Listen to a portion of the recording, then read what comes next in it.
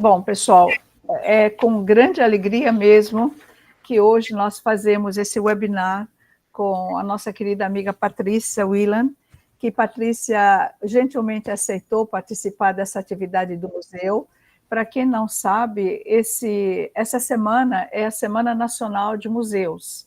E então os museus, o nosso Museu de Ciências Nucleares, que é um espaço dedicado para a difusão e socialização do conhecimento da área nuclear junto a estudantes, à sociedade, está realizando esse webinar, e com Patrícia, que é física, doutora em engenharia de produção pela PUC, é ex-presidente do Conselho de Administração da Empresa Brasileira de Participações em Energia Nuclear e Binacional, NBPAR, membro do Comitê Estatutário de Acompanhamento de Angra 3, membro do Conselho de Curadores da Associação Brasileira de Desenvolvimento de Atividades Nucleares, ABDAN, colaboradora do Instituto de Engenharia Nuclear, o IEM, pesquisadora titular aposentada da Comissão Nacional de Energia Nuclear, e já ocupou vários cargos, como diretora adjunta e chefe de coordenação da gestão e infraestrutura, chefe da seção de proteção radiológica do IEM,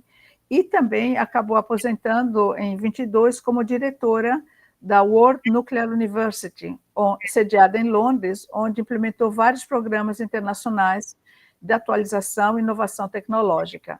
Hoje atua como membro do Comitê Científico e Tecnológico da Amazul e é muito ativa nessa parte de divulgação, de trabalhos de divulgação da área nuclear. Então, Patrícia, eu só quero lhe agradecer de coração por você ter participado, você abrilhantar a gente com a sua experiência e com esse tema. Eu só vou passar um slide, antes de passar para a Patrícia, para quem não conhece, sobre o que é um museu nuclear. Não preparei, foi que a Patrícia falou agora, é um slide com... são 3 slides só, para que quem não conhece também possa visitar o site do museu. Deixa eu compartilhar aqui com vocês, tá? Deixa eu só permitir a entrada de mais alguém. E vou aqui compartilhar com vocês, bem rápido.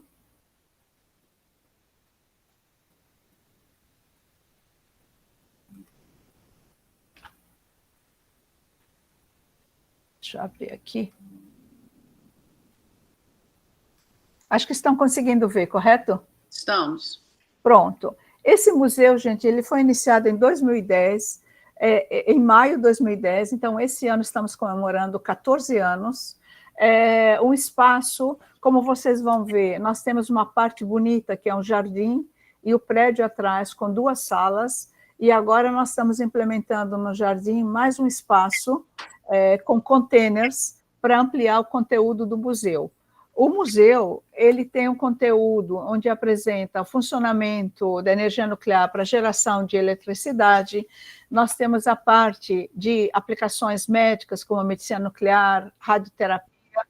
Temos recebido estudantes de escolas que diariamente vêm, então ele tem tido um impacto, até agora recebemos cerca de 50 mil pessoas, tem tido um impacto muito grande junto aos estudantes, vários deles depois têm terminado entrando para a área de engenharia, alguns têm sido meus alunos de iniciação científica ou de pós-graduação, agora mesmo teve o trabalho de divulgação científica feito pela ABEM, Associação Brasileira de Engenharia Nuclear, e os nossos ex-3 monitores ganharam como embaixadores nucleares. Mas também temos recebido gente do público em geral, pessoas com várias idades e turistas. O museu ele está no site da Secretaria de Turismo de Recife. Então, é um espaço que, deixa eu parar aqui de compartilhar, é um espaço que encontramos como uma forma de você difundir, divulgar e sensibilizar a população pela área nuclear. E entre as várias atividades que a gente faz, que é receber pessoal, ter experimentos, fazemos eventos como esse, que hoje a gente vai ter o prazer de encontrar a Patrícia falando para a gente sobre algumas dessas aplicações das radiações ionizantes. Patrícia, o palco é seu. Opa, obrigada, Ellen. Foi muito gentil ter me convidado. Você sabe que você pode contar comigo sempre, né? O seu trabalho de divulgação é espetacular, é único, né? Não tem igual. E está acumulando sucessos ao longo desse tempo todo, né? Eu espero que o museu continue vivo, crescendo e cumprindo com o seu destino, né? De divulgar a área nuclear. Bom, pessoal, eu vou aqui, então, compartilhar a minha tela. Vamos ver. É na seta, é isso, está começando, está compartilhando. Então, tá. Joia, excelente. Então, a ideia é falar sobre o meio ambiente, né? Como a gente consegue proteger o meio ambiente utilizando radiação. E eu vou mostrar aqui várias aplicações que incluem também aplicações na indústria e aplicações na agricultura, mas que o objetivo final é exatamente proteger o meio ambiente. Então, vamos lá. A Ellen já listou o meu trabalho, mas eu acho que uma das coisas assim tão importantes para mim foi quando eu comecei na CNEM, na Comissão Nacional de Energia Nuclear, eu comecei como técnica em proteção radiológica. E eu ainda não tinha terminado o curso de física na época, então eu trabalhava e estudava, a sorte é que era tudo ali no fundão, muito pertinho uma coisa da outra, foi muito complicado, mas eu consegui terminar o curso de física, e aí depois segui a carreira de pesquisadora, depois na área de gestão também, em muitas áreas, dentro da CNEM. Mas como proteção radiológica, a gente tem a oportunidade de visitar muitos laboratórios diferentes, muitas áreas, dá uma visão impressionante. Inclusive, quando eu visito, hoje em dia, quando eu vou para alguma instalação nuclear, eu gosto de conversar com quem é da proteção radiológica, porque tem uma perspectiva bastante interessante.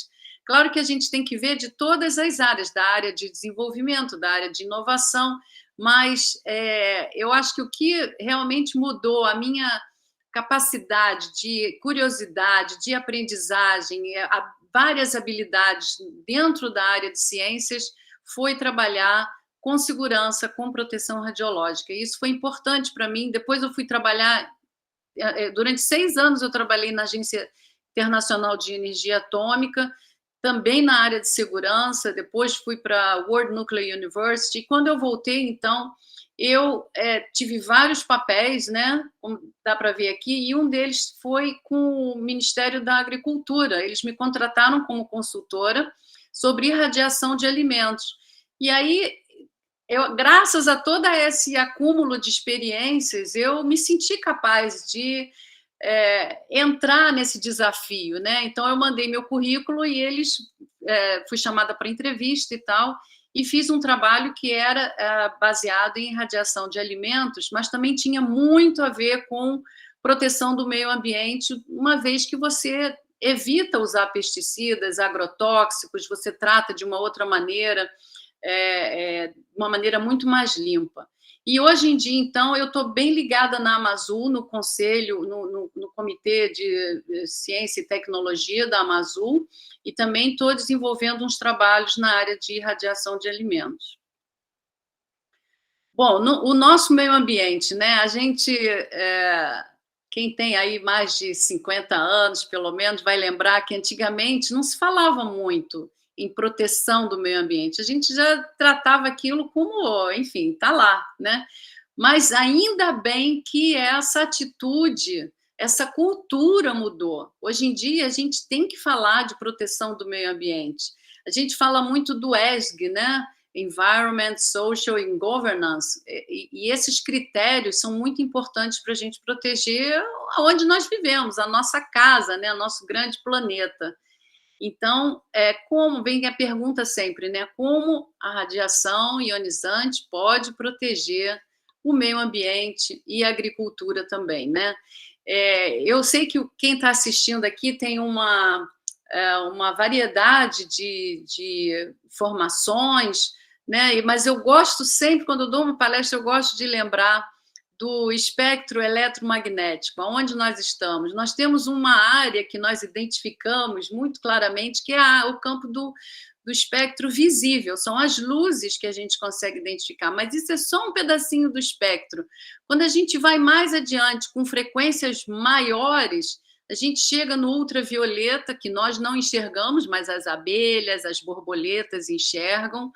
E, além disso, com frequências mais altas ainda, a gente tem raios X e raios gama, que têm propriedades, características bastante interessantes, que a gente aproveita em várias áreas das ciências. Então, a radiação tem o poder de penetração na matéria, é uma fonte de calor, emite partículas, tem a capacidade de transmutação, de mudar a estrutura molecular, destrói células, tem um tempo de decaimento. Que outro material, um plástico, por exemplo, tem tempo de decaimento? Não tem, né? Um polímero não tem, mas os átomos radioativos têm essa característica de decaírem, eles perdem a sua potência. Luminescência, ionização, fluorescência, fissão, fusão, tudo isso é usado, de certas maneiras, para aumentar a nossa qualidade de vida. Tudo isso é transformado em tecnologia. E a gente tem, né, qual é a capacidade daquilo que eu mostrei da radiação eletromagnética de maior intensidade, maior frequência, elas são ionizantes, são radiações ionizantes. Algumas, como as partículas alfa e beta, elas interagem diretamente, ionizam diretamente. Outras, como a radiação gama e os nêutrons, eles interagem indiretamente, mas têm o poder de penetração maior na matéria. Então, quando a gente estuda bem, né, não precisa entrar em física nuclear muito pesada, mas tem características que a gente, conhecendo um pouquinho dessas características, a gente pode aproveitar em várias áreas da atividade humana, várias áreas da tecnologia, em controle de processos, identificando se tem vazamento, alguma não conformidade. Você usa fontes de calor em substituição de outras fontes fósseis que são poluentes, pode até mandar naves para o espaço que vai ficar, manter a parte eletrônica em funcionamento. Enfim, eu não vou entrar em detalhes aqui, mas vocês podem receber esses slides, ou então está sendo gravado, vocês podem ver com mais calma. Mas tudo isso pode ser usado na área de medicina, na indústria, agricultura, meio ambiente, e muitos deles, indiretamente, protegem o meio ambiente também. Seja por evitar a geração de mais lixo, ou seja, por tratar o lixo, né? E uma coisa também fabulosa, que foi, assim, talvez o que tenha me atraído mais para a área nuclear, é a questão do uso de detetores de radiação. É espetacular como uma área você tem essa facilidade de ter equipamentos que detectam radiação, alguns com mais precisão do que outros, mas você tem uma tranquilidade, né, no trabalho com o material radioativo, com fontes de radiação, já que você consegue medir exatamente e determinar qual é o grau de risco, né? Eu lembro que quando eu comecei a trabalhar, eu tinha 21 anos, minha família apavorada. Mas você vai trabalhar com radiação? Aí eu falei assim, mas eu sei exatamente usar um detetor para saber onde tem radiação ou não. Então, o fato da gente ter detetores de radiação, isso auxilia demais o trabalho. Que fala, o que seria da Madame Curie se não tivesse detetor de radiação? Na época era bastante rudimentar, mas foi o que permitiu a ela desenvolver toda uma teoria e, enfim, ganhar 2 prêmios Nobel. Então, vamos entrar aqui no meio ambiente. Quais são os maiores poluidores do ar? A gente tem aqui uma estatística que diz que transporte, principalmente, transporte marítimo também, né? A gente pensa transporte, pensa em carro, ônibus, mas o marítimo também é altamente poluidor. Consumo energético industrial. Várias indústrias utilizam mini estações de geração de calor, muitas delas com com combustível fóssil, para o seu processo industrial, como, por exemplo, siderurgias, né? Produção de combustíveis e geração de eletricidade. São, assim, os grandes causadores de emissão de efeito estufa se usam fontes poluidoras como combustível fóssil. E, utilizando tecnologia das radiações, você pode gerar novos combustíveis, como hidrogênio, com a energia limpa, pode usar nuclear, que funciona 24 horas, 7 dias por semana, e usar também as renováveis. E também, hoje em dia, o que está crescendo muito é o desenvolvimento de microreatores, reatores que são colocados, instalados em fábricas, e, eventualmente, no futuro, até em unidades transportadoras. Os pequenos reatores modulares, e a gente não pode deixar de lado os reatores de alta potência, como temos aqui no Brasil, o reator Angra 1, reator Angra 2 e, em construção, o reator Angra 3. São reatores de alta potência para, por exemplo, atualmente, 30% da eletricidade do Rio de Janeiro vem das usinas nucleares. Bom, agora vamos entrar no lixo urbano, né? Que é algo assim que me toca profundamente. Eu moro no Rio de Janeiro e eu vejo, apesar da limpeza das praias, que é feita diariamente, mas muitos pedacinhos de plástico ficam para trás e vêm com a maré. Então, você não tem mais aquela, digamos assim, oportunidade de ir à praia, pisar na areia, e a areia está limpinha, cristalina. Não, você olha em volta, tem sempre um pedacinho de plástico, alguma coisa que está poluindo. E isso em pequena escala numa praia que é limpa. Imagina nos cantões, beiras de rio, enfim, locais de acúmulo de lixo, onde a limpeza urbana não chega. Então, isso daí é fonte de poluição do solo, da água, contaminação, proliferação de doenças e alagamentos. É um problema, é algo que tem que ser resolvido, né? E quais são principais poluidores, né, da água? A gente tem aí os plásticos. Se eu tiver que fundar uma ONG, vai ser contra os plásticos de uso individual.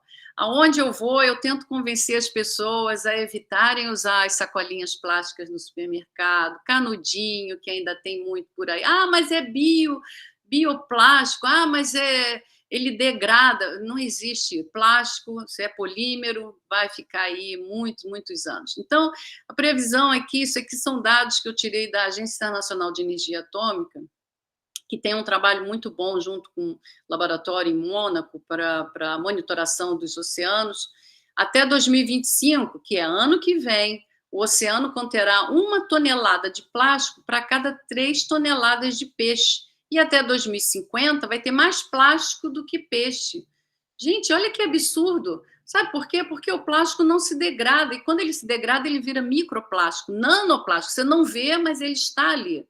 O plástico, hoje em dia, já está no nosso alimento, na nossa corrente sanguínea, no feto, no cérebro. Já acharam até nas profundezas, na Fossa das Marianas, enfim, em qualquer lugar encontra-se o danadinho do plástico. E a gente não está fazendo nada para se proteger contra isso, né?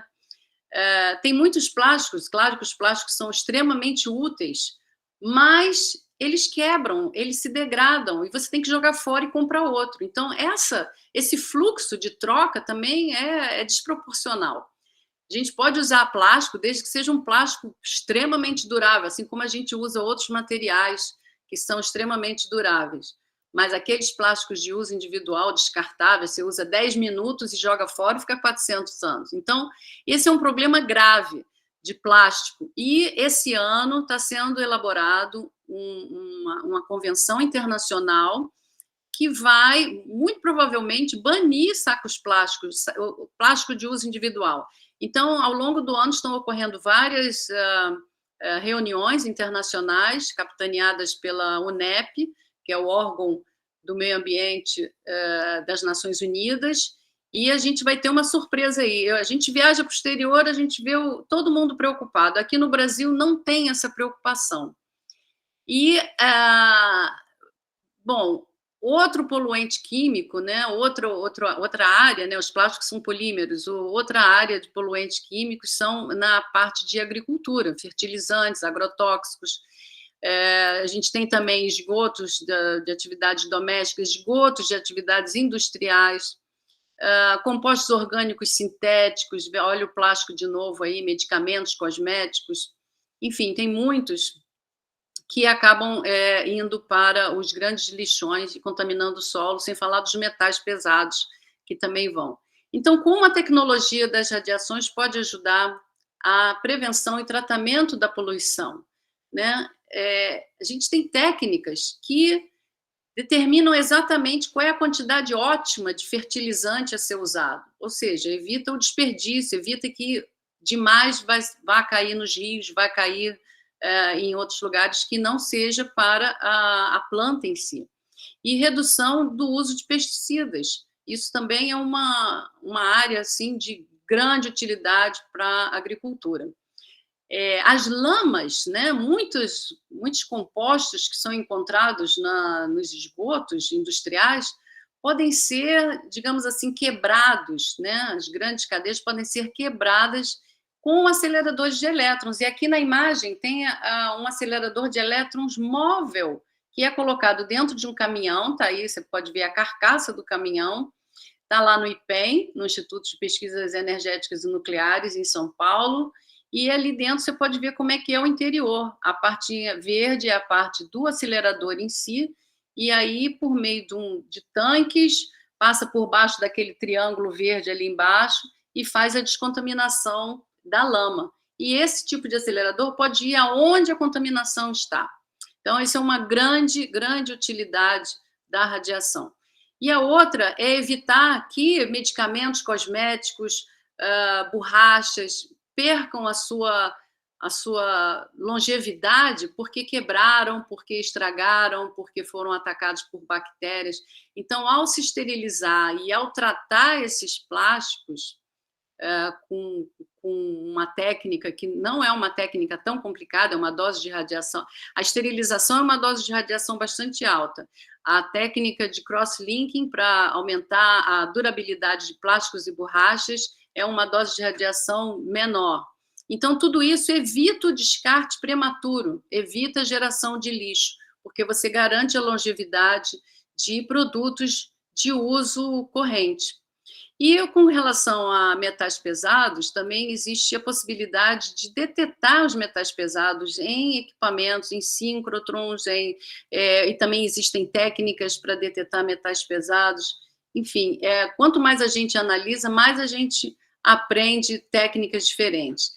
Essa daqui esse é um programa, é o programa NUTEC, da Agência Internacional, que trata plásticos que já foram enviados para reciclagem, e aí, com esse tratamento, com radiação, o plástico reciclado adquire uma durabilidade maior, ou seja, você pode fazer peças que vão durar mais tempo, podem ser alicerces, podem ser peças para construção, porque a gente sabe que o material, o plástico reciclado por métodos normais, ele se torna quebradiço.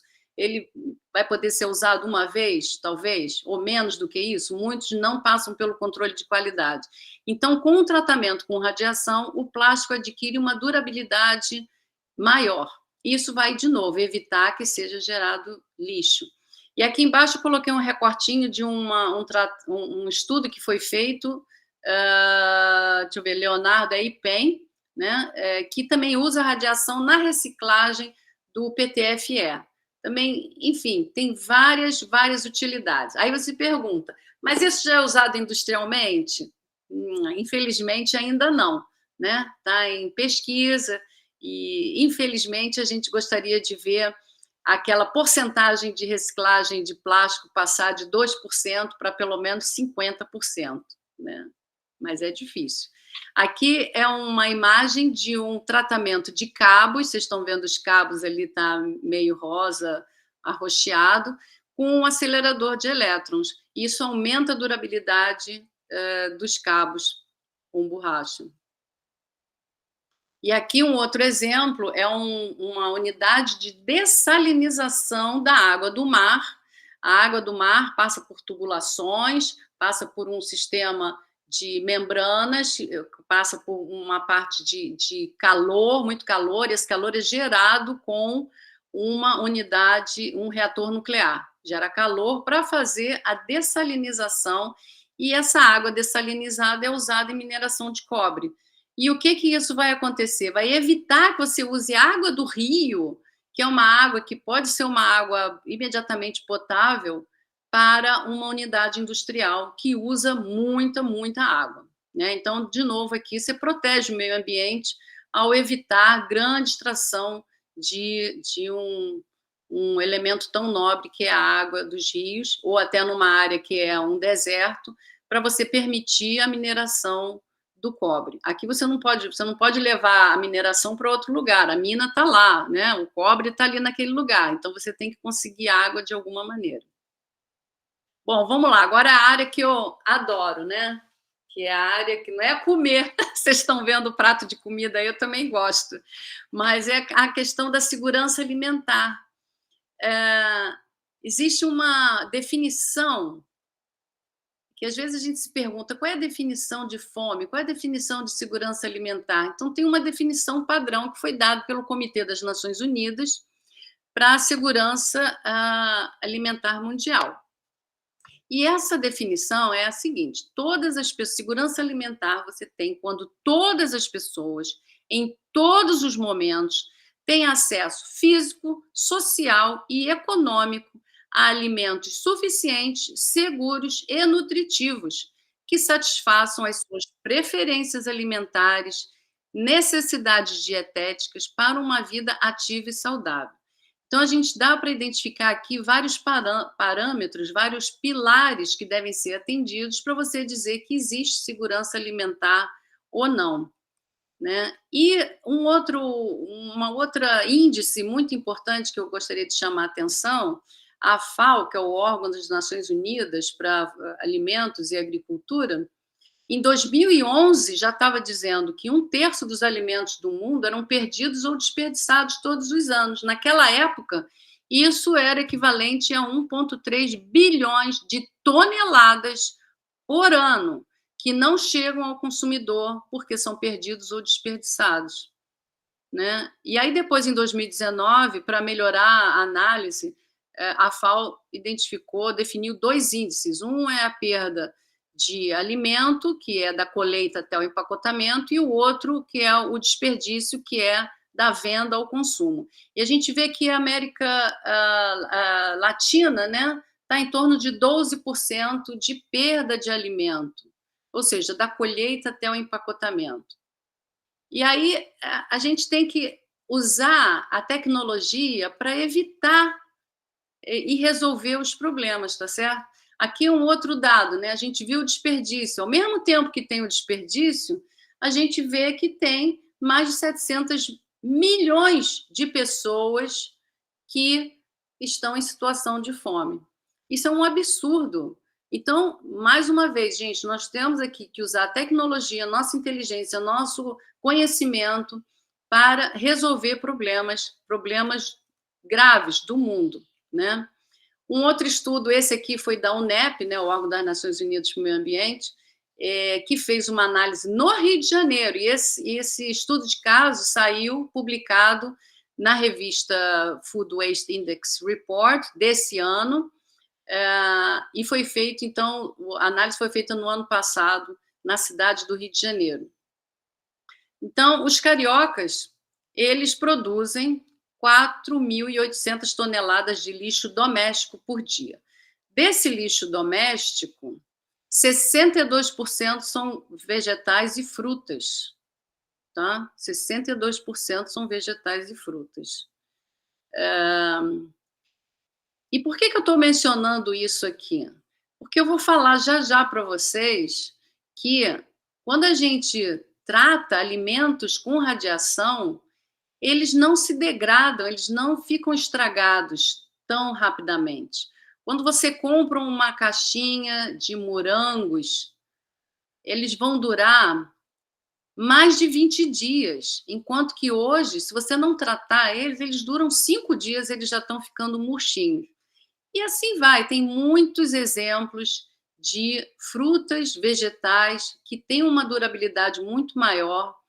E aí a gente coloca a mão na consciência e pensa assim, puxa vida, quanto que eu estou colocando de lixo da minha casa, né, para no caso do Rio de Janeiro, é a Conlurb, que recolhe o lixo. Então, no Rio de Janeiro, são 77 quilos de lixo orgânico por ano por habitante. No Rio, o lixo é reciclado, assim, quer dizer, separado, é segregado.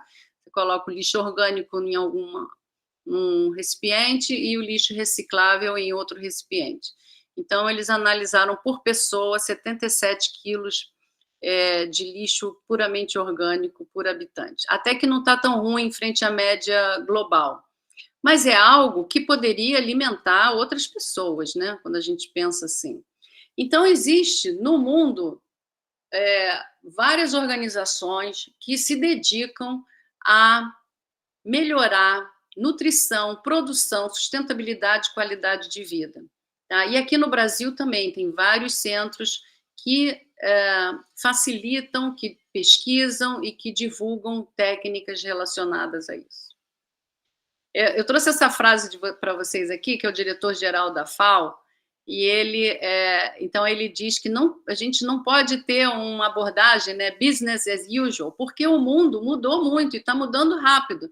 Então, a gente tem mudança de clima, conflitos, tem guerras, tem instabilidade econômica, e isso afeta bastante toda a questão de nutrição e saúde. Então, nesse novo normal, né, a gente tem que ter uma abordagem diferente e usar a tecnologia em nosso favor. Então, aqui agora eu vou listar para vocês algumas aplicações que podem ajudar bastante a questão da agricultura e do meio ambiente. Tá? Então, técnicas nucleares, técnicas com detecção de radiação, pode determinar o nível de umidade de solo. Isso aí é feito na construção de estradas, é feito na agricultura, pode avaliar a erosão de solo, identifica fontes de poluição, determina qual é a quantidade exata dos minerais que devem estar no solo, da água, fertilizantes, aumenta a produtividade, trata águas e lamas poluídas, né? E no caso do solo, o interessante é que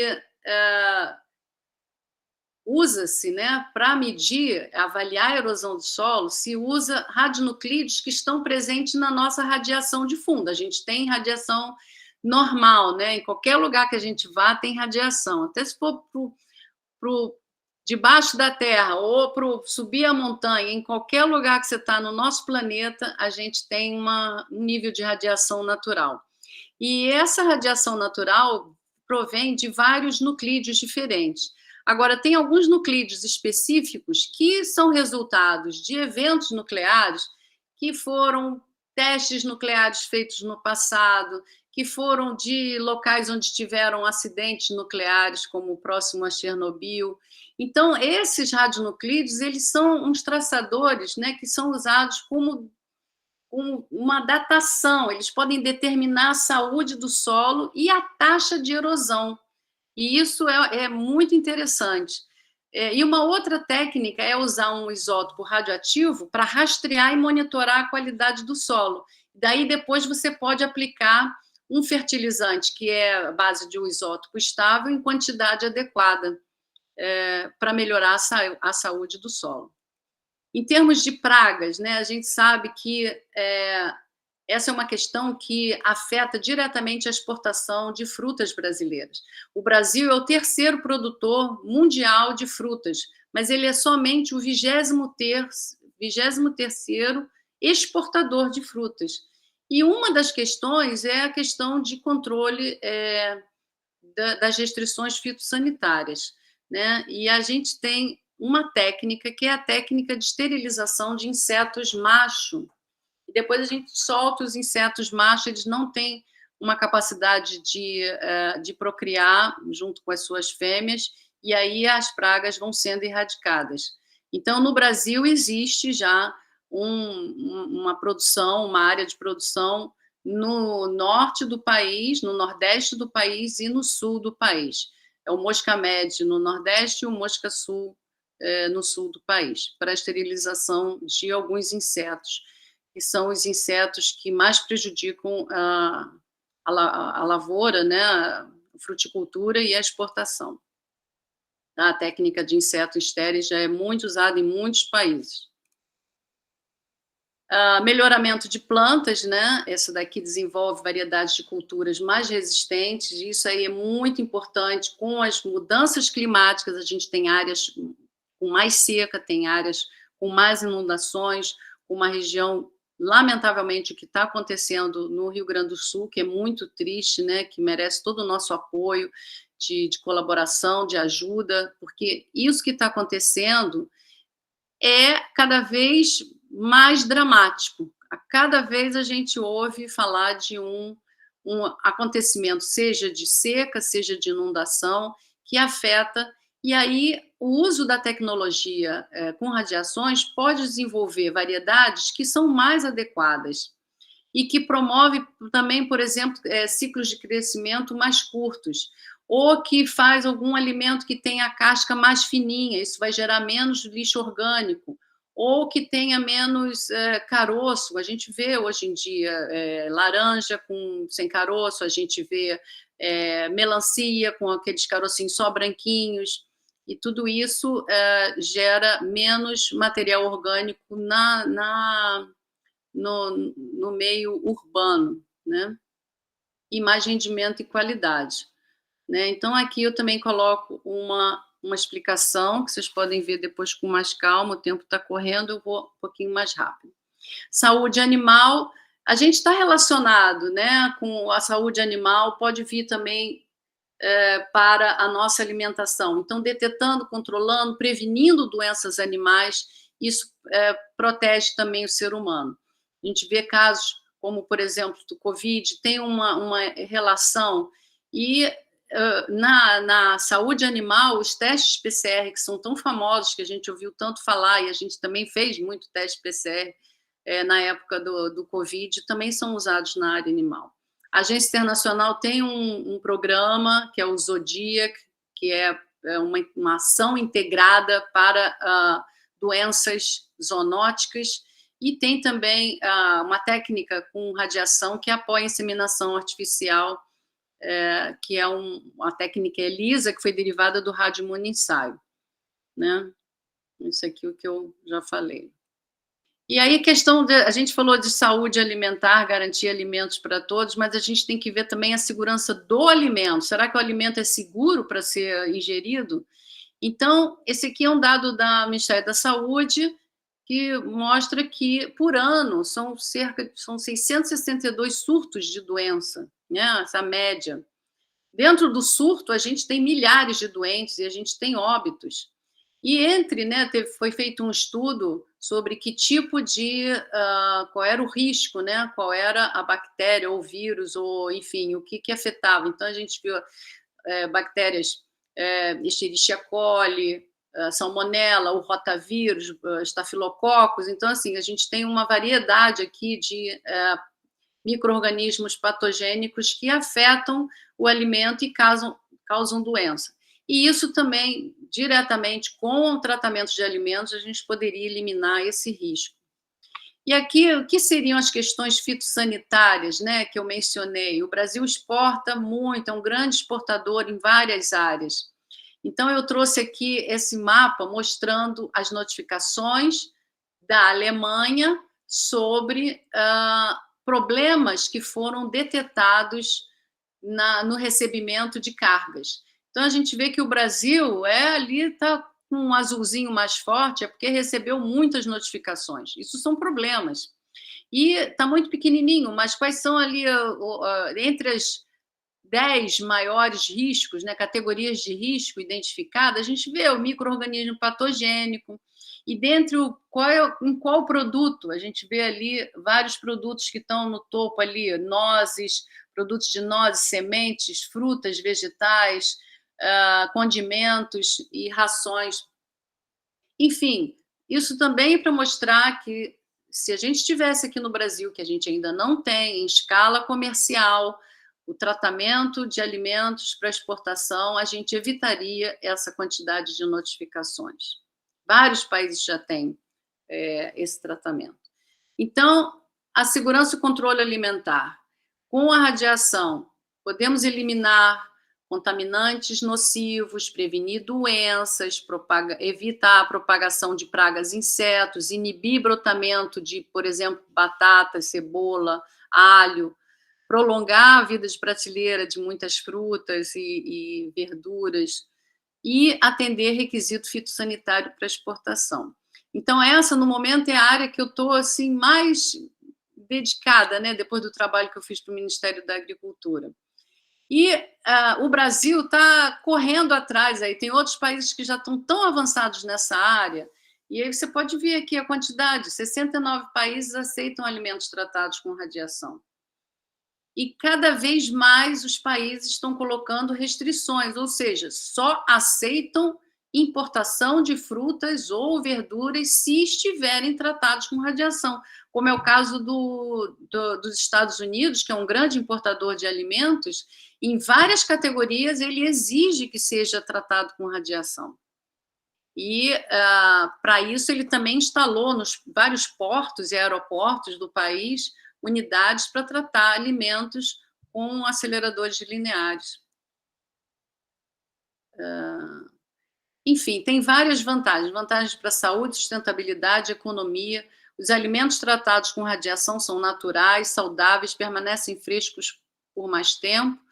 A radiação é muito eficaz contra os organismos vivos, que a gente a gente trata o alimento, mas o que significa tratar o alimento? Significa eliminar o patógeno que está ali vivendo naquele alimento, né? E o alimento não causa nenhum dano a ele, não causa nenhuma perda significativa de macronutrientes ou qualquer outra característica de gosto e sabor. Para cada alimento tem um protocolo de qual é a dose adequada, dose de radiação adequada. Né? E aqui vocês já viram, conhecem os Objetivos de Desenvolvimento Sustentável. Tratando o alimento com radiação contribui para o 2, que é fome zero, combate à perda de alimentos, o 3, saúde e bem-estar, o 6, que é saneamento com limpeza de esgotos, isso afeta o meio ambiente diretamente, o 12, produção sustentável, também afeta o meio ambiente. E aqui os equipamentos, para quem não conhece, aqui é um acelerador de elétrons, um esquema, só para mostrar que o alimento já entra encaixotado, olha a caixinha dele ali, entra encaixotado, é tratado e sai pelo outro lado, para ser já para o mercado consumidor. Existe um tipo de acelerador que é portátil, ele é pequenininho, e nesse caso aqui, ele não é para pacotes, não entram os pacotes, entra grãos. Então, o grão entra por cima, sai por uma outra parte, e ali no meio ele recebe uma carga de radiação e é tratado, é desinfestado, digamos assim. Então, esse é um tipo que também é bastante adequado para, por exemplo, pimentas, grãos pequenos, e ele se acopla diretamente na linha de produção industrial.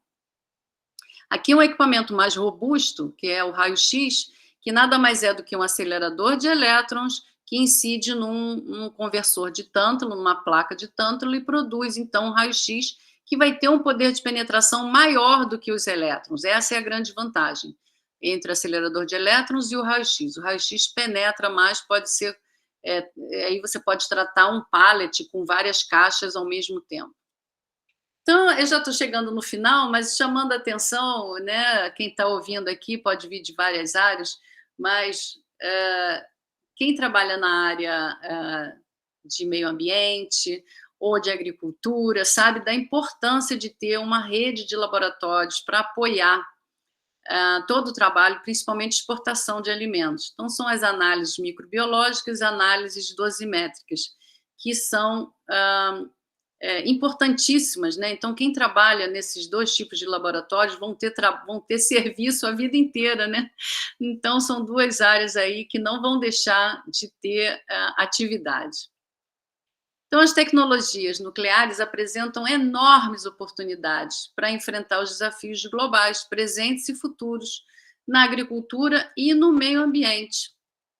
E nós, né, cada um na sua área, temos que nos unir para fazer aí um grande arranjo, né, de colaboração, cadeia de suprimentos, a cadeia do agro, os reguladores, tanto da área nuclear quanto da área do meio ambiente, os especialistas, educadores, e eu agradeço muito o Museu de Ciências Nucleares de ter convidado para ter uma palestra e dar essa oportunidade da gente divulgar essas aplicações, e eu espero que todos vocês que continuem nessa área ou ingressem, né? Porque o que não falta é trabalho.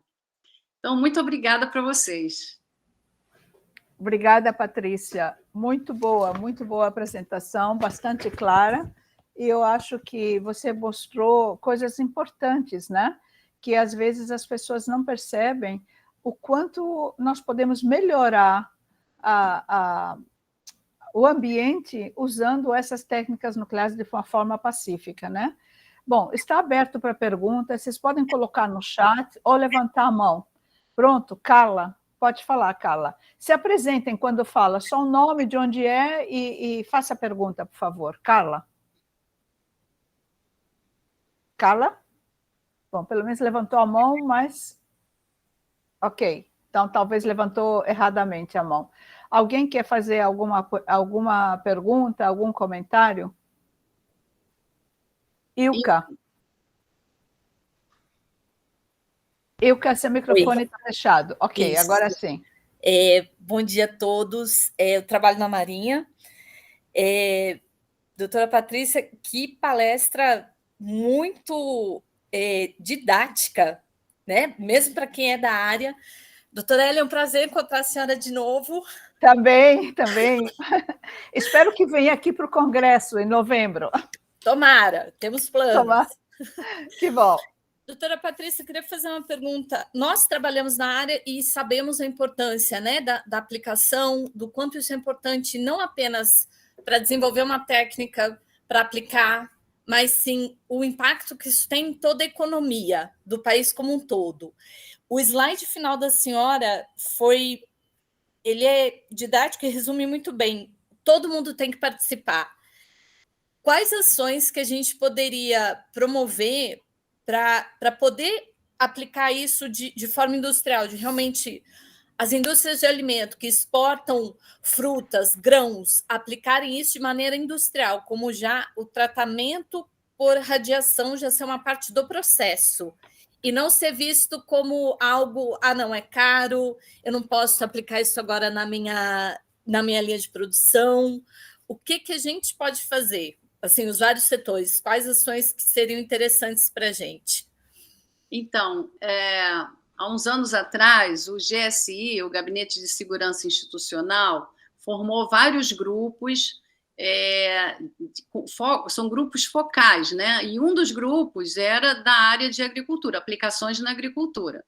E aí, esse grupo era coordenado pelo MAPA, pelo Ministério da Agricultura. Ao finalizar esse grupo, uma das recomendações era elaborar um plano de negócios modelo que pudesse ser adaptado para cada tipo, porque você tem proteína animal, você teria um modelo, assim, teria um plano de negócios, frutas diferentes, grãos é diferente. Então, esse foi o contrato que eu tive com o MAPA, de elaborar o plano de negócios. E o plano de negócios está disponível no... Eu deveria ter colocado o link aqui, mas se colocar no Google, MAPA, plano de negócios, irradiação, alimentos, vai aparecer diretamente o plano. Então, esse plano está publicado, pode ser acessado, e ali, então, tem todo o detalhamento de como cada área poderia fazer. Agora, desse workshop que a Amazul organizou, não sei se você estava lá, Ilka, foi no dia 15 agora, e não, no final, eu não pude participar. Foi muito bom. Então, no final desse workshop, durante a manhã foram palestras, na parte da tarde foram grupos para discussão. Um grupo para a área técnica, um grupo para a área de negócios e um grupo de outros assuntos. E aí o que ficou muito claro foi esse desejo das pessoas terem um fórum permanente para discussão, trocar ideias, porque tem muita gente que lida nessa área, mas a gente tem que colocar em conjunto quem é do agro, com quem é da tecnologia com radiações, com quem é da parte de regulação. Então, isso eu acho que vai sair um fórum permanente, aí a gente pode preparar um grupão aí de WhatsApp, que seria muito bom. E o outro seria também um comitê para cada assunto, né? Para cada assunto dentro da irradiação de alimentos também é uma coisa que talvez venha por aí.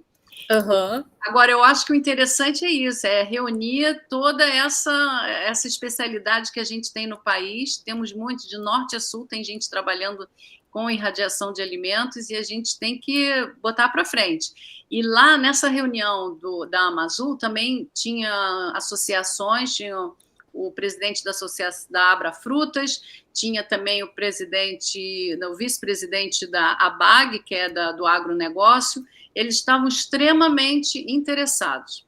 Então, eu acho que agora a gente tem que aproveitar esse momento que a Amazul está muito interessada em desenvolver essa área, e o Ministério da Agricultura também, e a gente tem que bola para frente. Muito bom você ter perguntado isso. Tá certo, muito obrigada. Complementando, eu acho que realmente tem que aproveitar o momento, porque há alguns anos atrás, aqui em Pernambuco, houve uma tentativa, através do professor Ivan Fittipaldi, que estava no Ministério, de colocar em Petrolina a parte de irradiação de alimentos. E, a princípio, o pessoal... Porque Petrolina, quem não conhece, produz muitas frutas e são exportadas. E, a princípio, o pessoal se interessou, tal, mas, no final, aquele conceito de que é nuclear, é perigoso, tal, afastou. E os próprios produtores acabaram preferindo continuar com o sistema tradicional.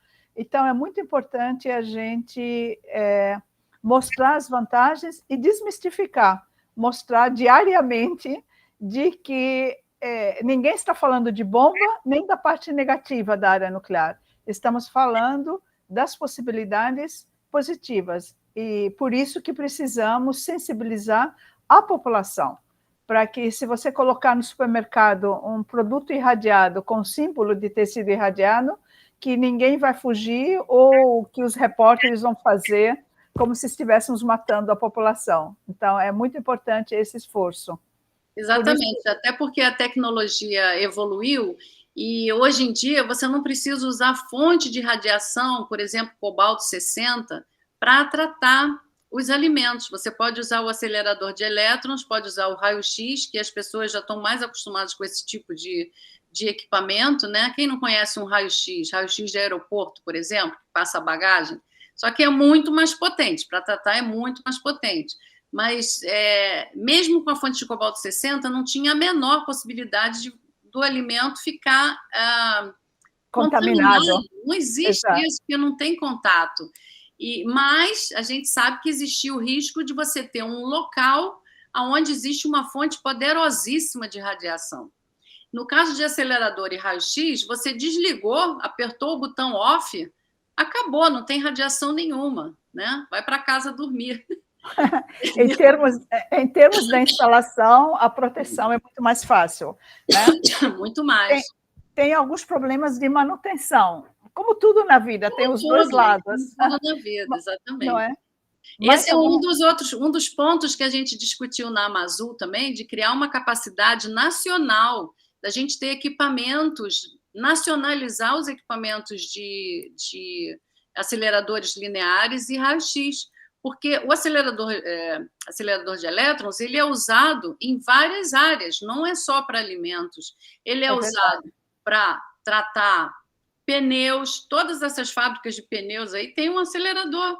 Ele é usado na medicina para tratamento de câncer, ele é usado em várias áreas. Então, o fato da gente ter que criar também uma capacitação maior de manutenção de equipamento, de novos equipamentos mais baratos, isso a gente também discutiu lá, que é uma área também de desenvolvimento potencial. O José me mandou uma pergunta: irradiar alimento orgânico pede certificado orgânico? Sim. O orgânico tem uma definição muito restrita.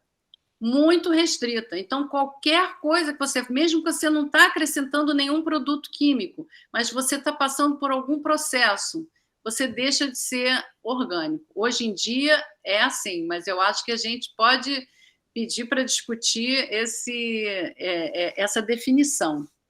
Tá? Alguma outra pergunta, pessoal? ou algum comentário adicional? Romeu? O Romeu. Sim, a pergunta é sobre os maiores desafios para a maior disseminação dos métodos radioativos. Ainda é preconceito? Eu acho que existe um preconceito na medida que existe um desconhecimento.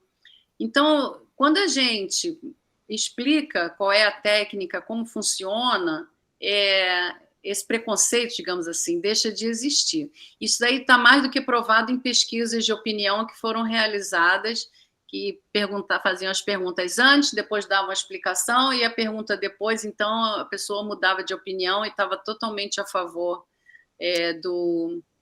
da técnica.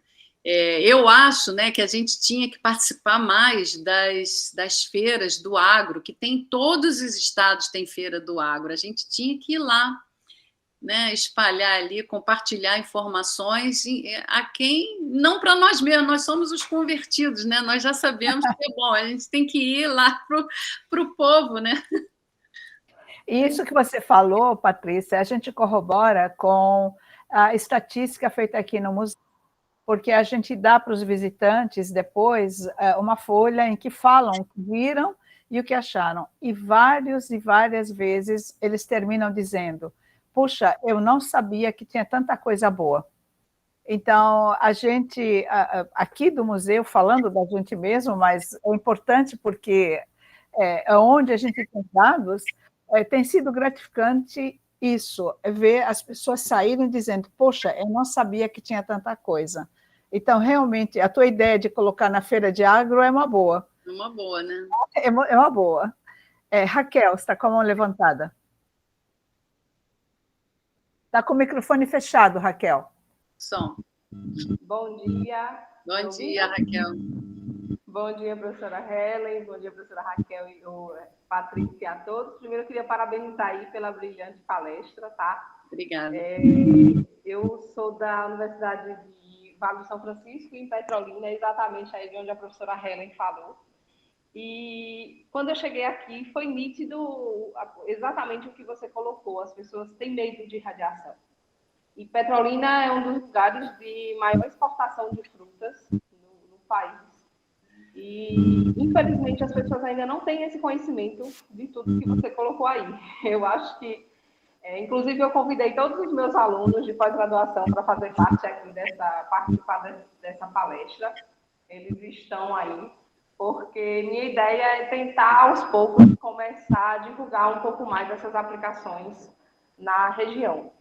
E só um comentário assim: recentemente a gente fez a aquisição de um equipamento acoplado a uma fonte beta, né, que o nível de penetração é baixíssimo, mas só o fato de ter colocado um símbolo da radiação na frente do laboratório, tem pessoas que não querem nem passar perto. Então, eu acho que até algumas coisas que já comentaram aí, realmente as pessoas têm preconceito, né? E veem a radiação como bomba, como acidente. Poucos conseguem enxergar esse lado de aplicação. E eu acho que quanto a gente puder divulgar essas aplicações, é muito interessante, e eu dou parabéns aí à iniciativa de vocês pelo Museu de Ciências Nucleares. Obrigada, Raquel. Valeu. Todos juntos vamos mudando esse Vamos mudando. Raquel, anotei seu nome aqui, hein? Você é uma parceira, hein? Uma parceira como educadora é muito valiosa, realmente.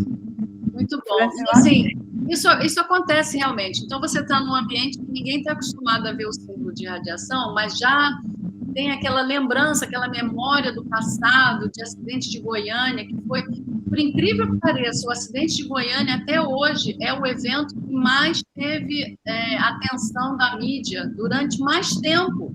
Então, era todo dia no Jornal Nacional vindo aquele símbolo, né, para dar as notícias do acidente. Eu trabalhei muito no acidente de Goiânia, trabalhei no Hospital Marcílio Dias, trabalhei lá em Goiânia também. E eu via, eu falava também com jornalistas e tal. Foi uma época que trouxe um trauma para muita gente, com certeza, porque foi uma coisa totalmente fora do comum. né, alguém roubar uma fonte radioativa de dentro de um hospital, uma coisa horrorosa. E, então, assim, você vê aquele símbolo, já traz aquela memória. Se eu pudesse te dar uma sugestão, né, junto do símbolo, você pode também dizer qual é a característica do que você tem dentro do laboratório. Você pode explicar uma fonte beta, né? Você pode dizer qual é a aproveita a oportunidade para instruir, né, as pessoas sobre o que que está lá dentro. Eu acho que eu preciso colocar alguma coisa aí, vamos criar uma plaquinha ou alguma coisa informativa e colocar o link do Museu de Ciências Nucleares lá perto. Isso, bota o link. Boa ideia, boa ideia. Na época de Goiânia, no outro extremo, né, na época de Goiânia, eu perguntei para os 2 rapazes que roubaram a fonte, eles foram para o hospital no Rio de Janeiro, e eu perguntei para eles, mas vocês não viram o símbolo de material radioativo? Vocês, mesmo assim, vocês entraram e quebraram, abriram? E sabe o que ele falou? Eu não conheço esse símbolo, não. Para mim, aquilo era um ventilador. Então, a gente tem os dois, né, os 2 lados, a total ignorância do risco e aquele medo exacerbado do risco, né? Provavelmente o que você tem dentro do seu laboratório é alguma coisa, faz a comparação com bananas, né? A quantidade de potássio que tem na banana. Exatamente. Bom, vou passar para Francisco, que está com a mão levantada. Chico. Tá bom.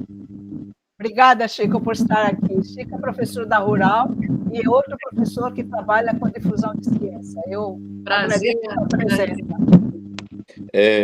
Parabéns, Patrícia, pela palestra. Parabéns, Helen, pela iniciativa. Eu sempre aprendo um pouquinho mais quando escuto falar nessa área. Eu sou físico da Universidade Federal Rural de Pernambuco e eu já tinha tido algum contato com a área, até porque de vez em quando visito Helen e conheço o museu.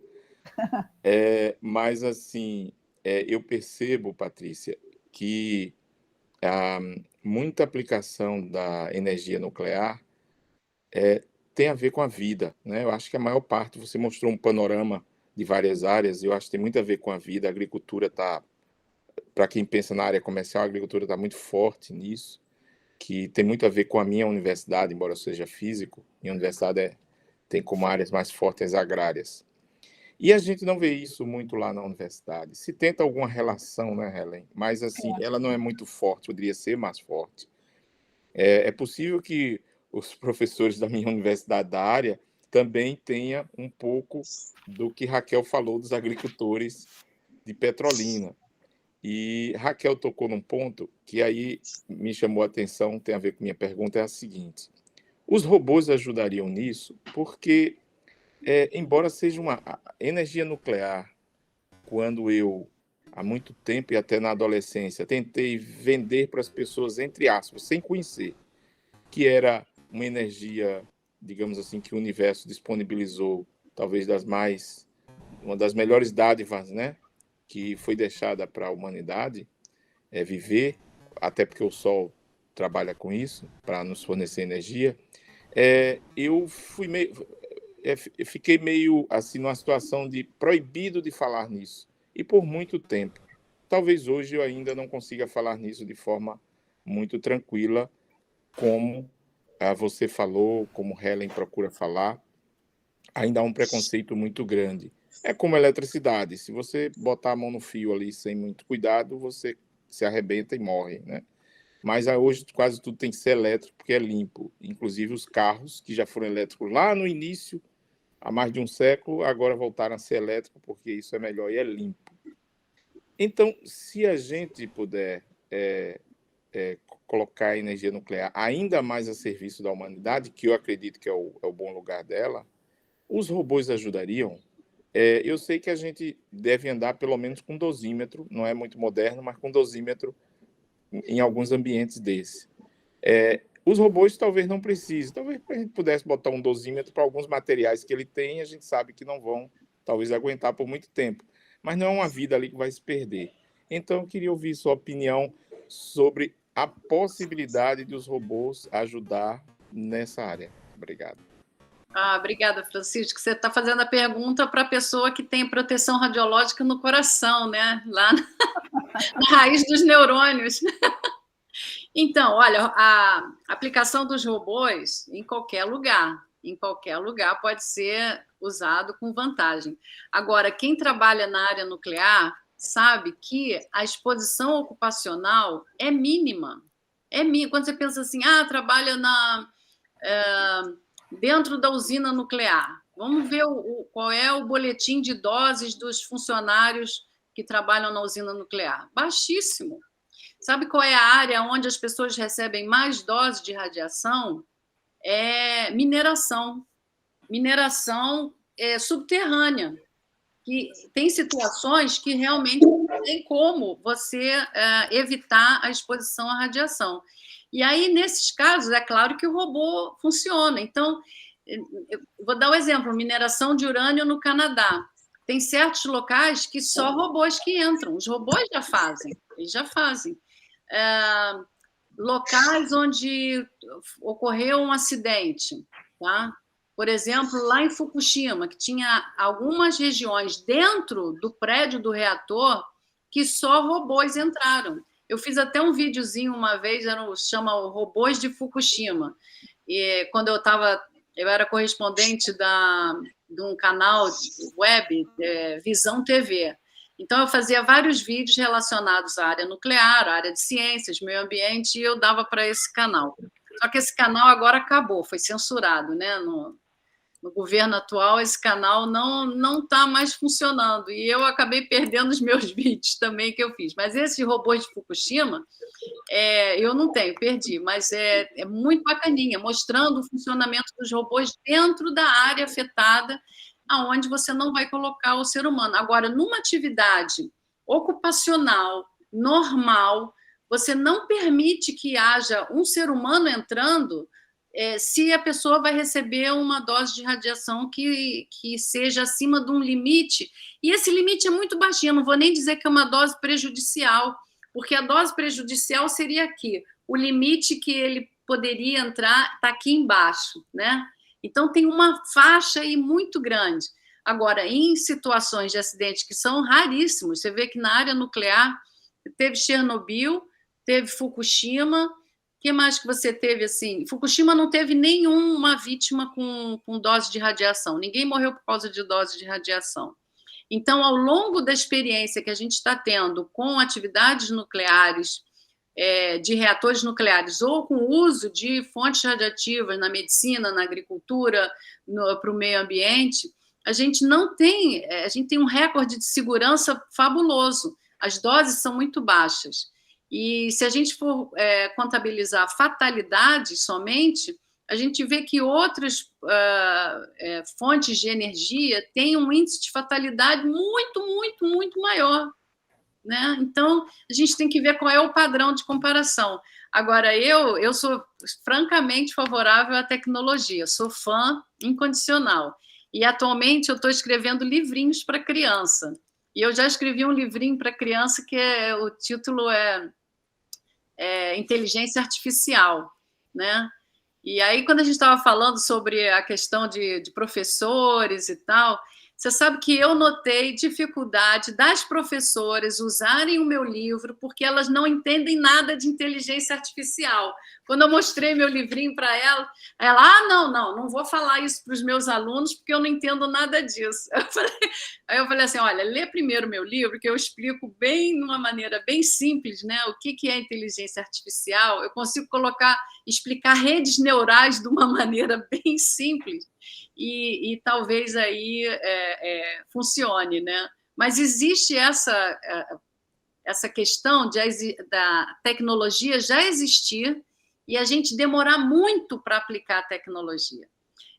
Eu estou vendo aqui entre os participantes, eu estou vendo vários que estão nas Olimpíadas Nucleares Brasileiras, que é uma competição que eu estou organizando esse ano junto com a Eliene e mais 3 ex-alunos que participaram de Olimpíadas no ano passado.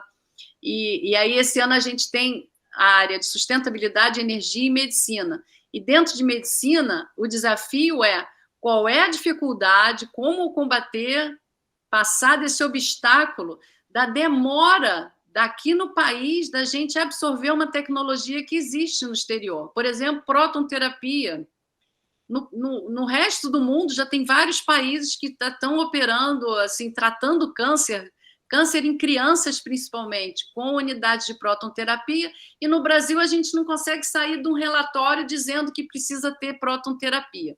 Então, por que demora tanto essa resistência a absorver a tecnologia no país? Então, é isso aí, professor. É um trabalho que a gente tem de formiguinha, né? É isso aí. Eu vou lhe colocar em contato com o Chico, porque Chico é expert em robótica, está ajudando a gente aqui também a modernizar o museu. Quando eu for para Recife, eu vou levar meu livrinho para você aí. Pronto, eu vou lhe colocar em contato espalhar com os professores. Tá bom. Eu não queria, Helen, dar nenhum furo de notícia desse tipo, porque é com você, mas que é para dar esse furinho, o museu vai ter robótica, porque eu visitei a última vez e Helen disse vai ter robótica. Então, a gente vai ajudar, porque a Universidade Federal, está dentro de uma grande rede de robótica conosco.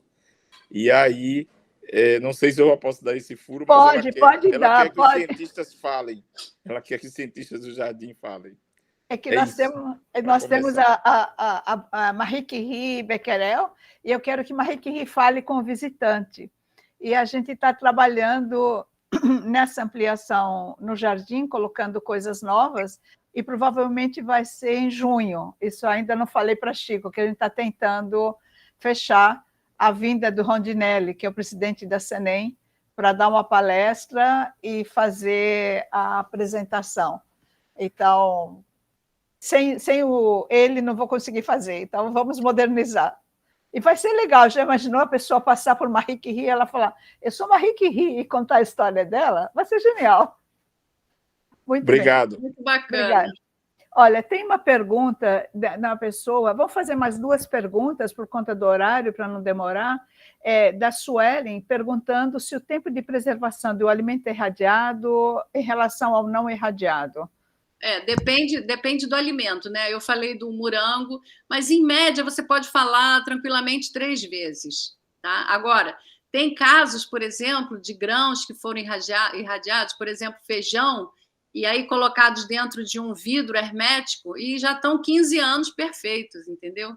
Então, tem assim, depende do objetivo. E se você quiser preparar um pacote de alimentos que vai ser distribuído, no caso de por exemplo, acidentes, né?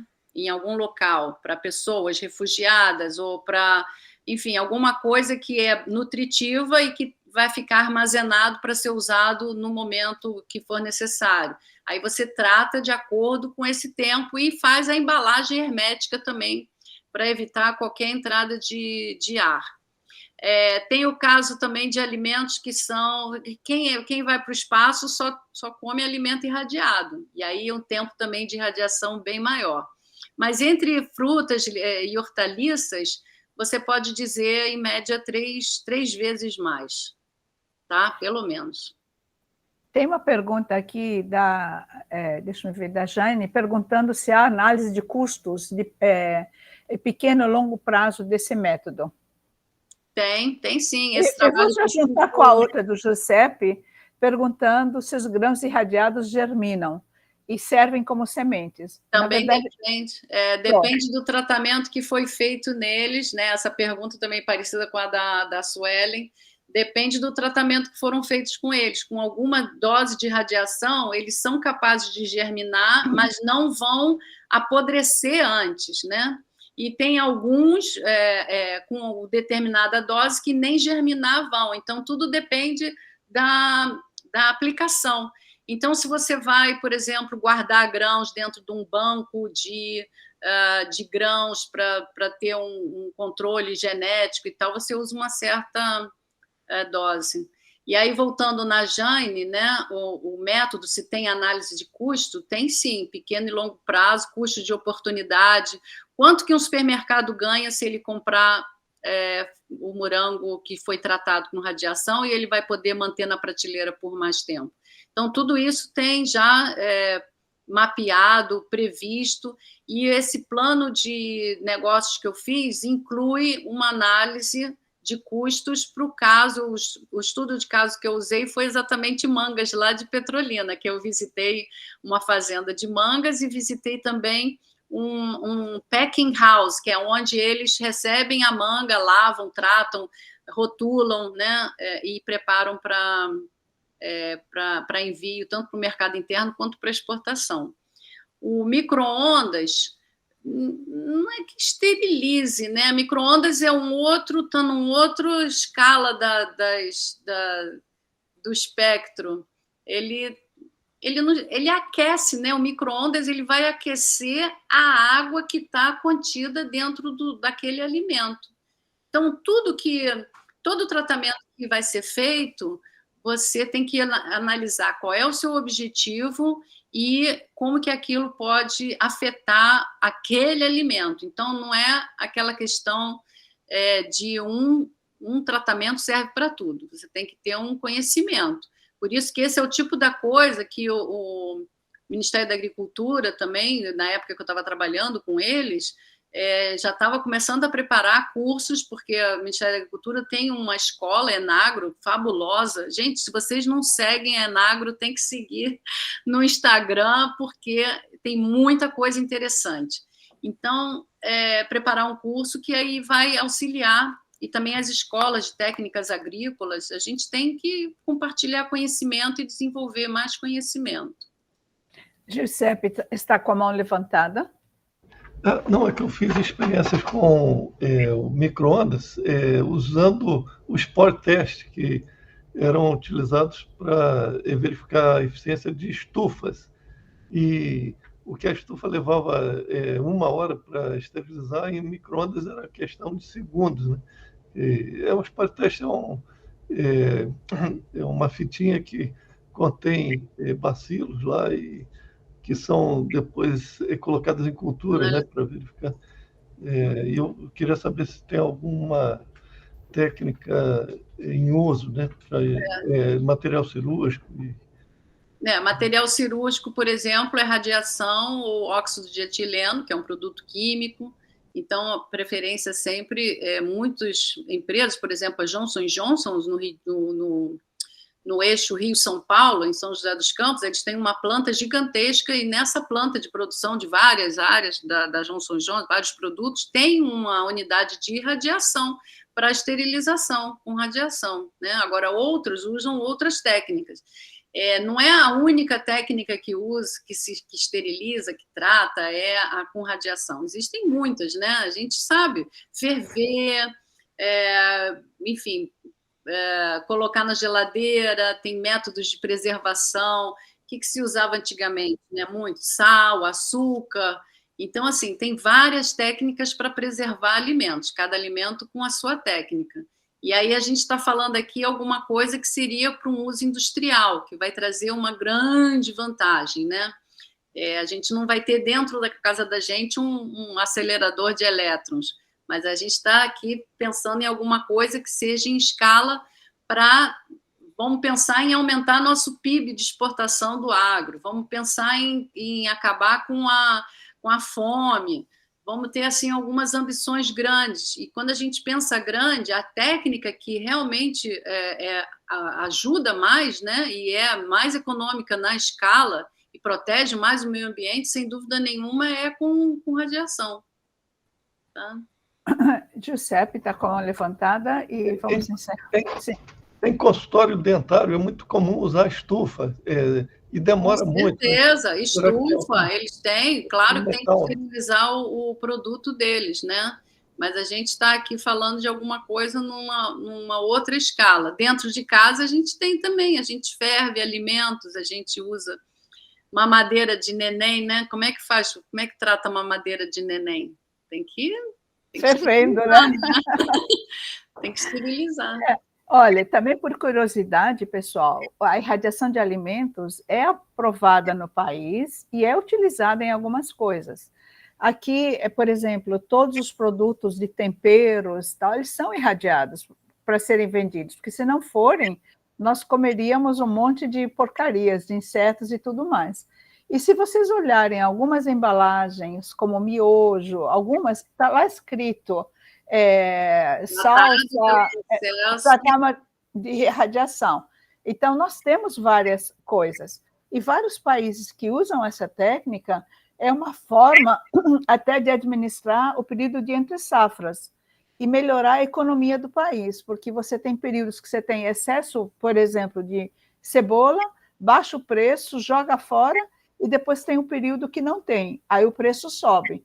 Uma forma de você equilibrar isso é você irradiar, conserva, e no período em que você não tem tanta produção de cebola, você joga no mercado, e com isso você mantém os preços. Por isso os países mais estruturados, organizados, já adotaram como uma política estadual. Nós estamos ainda naquela fase de tentar explicar à população, que é por isso esse tipo de webinar é fundamental, e essa experiência de Patrícia, eu espero que cada um de vocês tenha aproveitado, que divulgue. Nós vamos colocar essa apresentação no site do museu. Visitem o site do museu, é museunuclear.com. A gente coloca vários documentos, vários vídeos, e também estamos abertos a sugestões do que a gente pode organizar, pode fazer, porque o objetivo é um só, é fazer com que o conhecimento chegue a todos. E um país que não investe no conhecimento, ele não vai, no mundo globalizado hoje, não vai chegar a lugar nenhum. Então, nós temos que investir no conhecimento, investir na motivação dos jovens, inclusive para que o nosso país possa ocupar o seu papel de um país desenvolvido, e não simplesmente comprador de outros países. Então, eu realmente agradeço a presença de todos. Tem que encerrar, porque já tem 1h30, né? Patrícia quer falar suas últimas palavras e a gente vai encerrando aqui. Bom, eu gostei muito do convite. Só terminando aqui, a Suelen deixou uma pergunta. Suelen, eu não sei responder sobre o açaí. E esse aí eu lembro o papel fundamental do Embrapa, né? Nesse nosso trabalho. Todo mundo que lida com irradiação de alimentos, a Embrapa tem uma capacidade impressionante de gerar conhecimento, e a gente tem que manter a Embrapa ativa, né? Então, eu acho que quanto mais a gente perguntar para a Embrapa, o açaí, Embrapa, e a água de coco, eu acho que a gente tem que cutucar esses órgãos, né? Para eles não esquecerem da parte da técnica com radiação. Eu acho que quanto mais a gente mantiver essa conversa quente, a gente vai para frente, né? Vai pegar aquele quebra-cabeça que eu coloquei ali no final e juntar as pecinhas. A gente tem que manter a comunicação e levar para frente isso aí. Ellen, eu agradeço muito a oportunidade. Você sabe que você pode me chamar sempre que você precisar. Eu agradeço. À disposição. Valeu, Patrícia. Eu que agradeço muito mesmo. E agradeço a todos que participaram. E, bom, desejo um bom dia, e a gente vai tentar organizar mais atividades para continuarmos aqui. Obrigada a todos. Tem gente aqui de vários lugares, Patrícia, muito legal. Obrigada a todos. Valeu. Obrigada. Tchau, gente. Tchau.